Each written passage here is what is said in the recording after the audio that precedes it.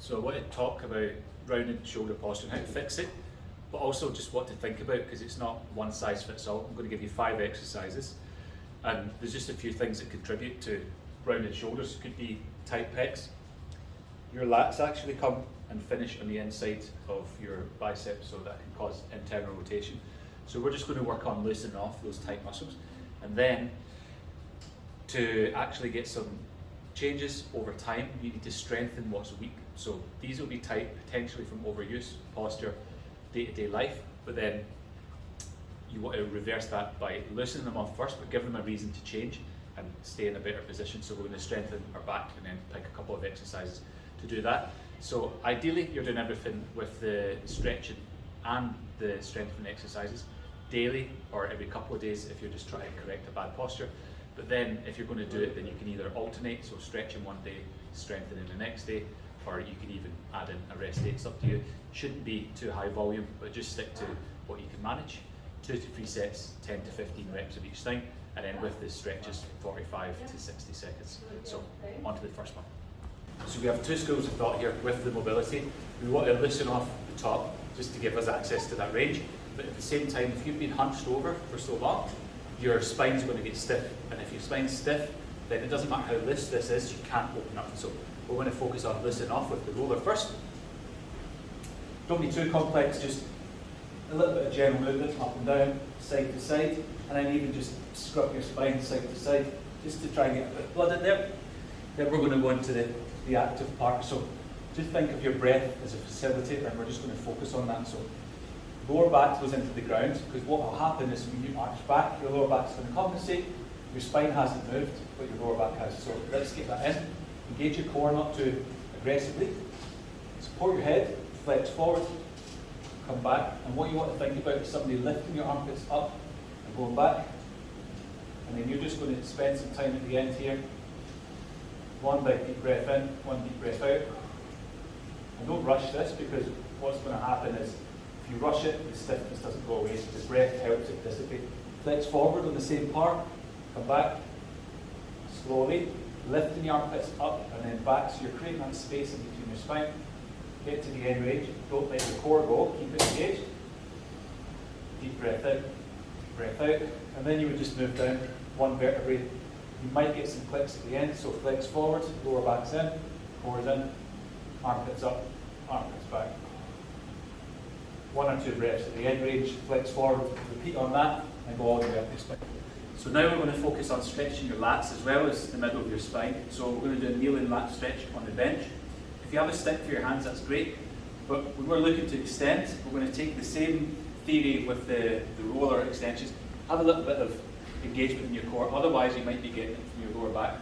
So the stick, if you have it, access to it, it's going to stop your hands and your elbows from internal rotation, which is that bad posture. So the stick just helps fix your elbows in place. So you want to have your elbows in line with your shoulders, and all you're going to do is just engage that core, so tuck the pelvis in towards the rib cage.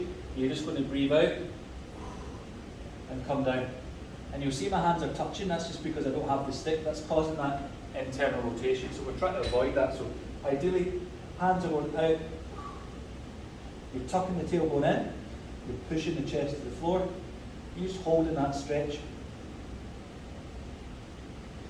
So do that for at least 30 seconds. Then if you want, you can make it active, so you push your elbows in, and you come up a little bit, so you're activating your lats, and then you breathe out, and you come down a little bit lower. So when you do that contract and relax, pushing your elbows in, it activates the muscle, but you've got a second that your nervous system relaxes after, and you can get access to more range, and then that's going to allow you to be more flexible over time. So last one of the stretching one, we're going to reach out to the side 90 degrees. Walk your hand up a little bit. You want to spread your fingers and push your palm into the ground. Think about what's called external rotation of the shoulder. So twist your back of your shoulder back and the armpit forwards. That's just a natural line of your pec.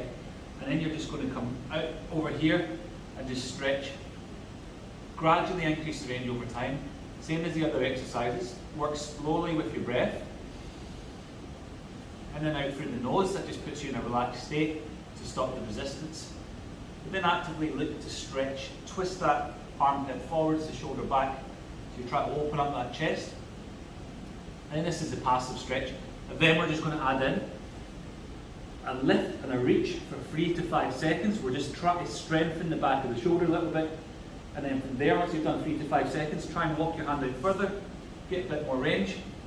Hold here for 5 to 10. Get a bit more range. Lift up and reach. 3 to 5 seconds, reach a bit more. And then stretch for 5 to 10. And then finish on a hold so that your body's remembering that posture.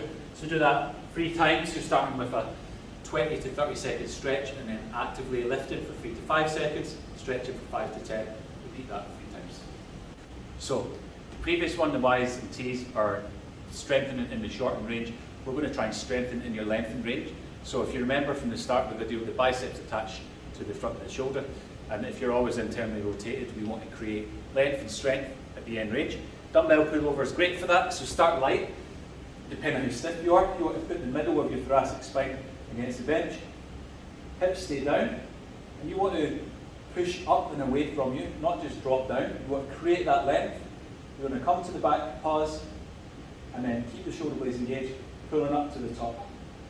Think about taking a deep breath in when you go back, pushing away from you, so don't just let it dip. You need to have your arms straight, push away. My mobility is not bad here. You might only have access to that. Just make sure the range isn't coming from the elbow. It's coming from a straight arm, and you're getting it from your lats. So start off light, 5 to 10 kilos. Gradually improve over time. You're looking 10 to 15 reps, 2 to 3 sets. You have the prone Y and the prone T. Both of these are just strengthening the back muscles. So we've done all the loosening off work, and now we need to just gain some strength in those end ranges so that the body remembers what good posture is. No point in loosening off the front if you don't strengthen the back. So see what access you have to what range.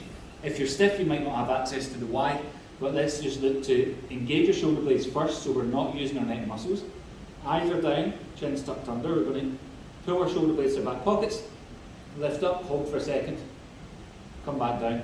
We don't want to bounce, we just want to make sure the muscles are working instead of just momentum lifting our arms up. So that's why we engage first, and then we lift, and we hold it, then we come down, engage, lift and hold.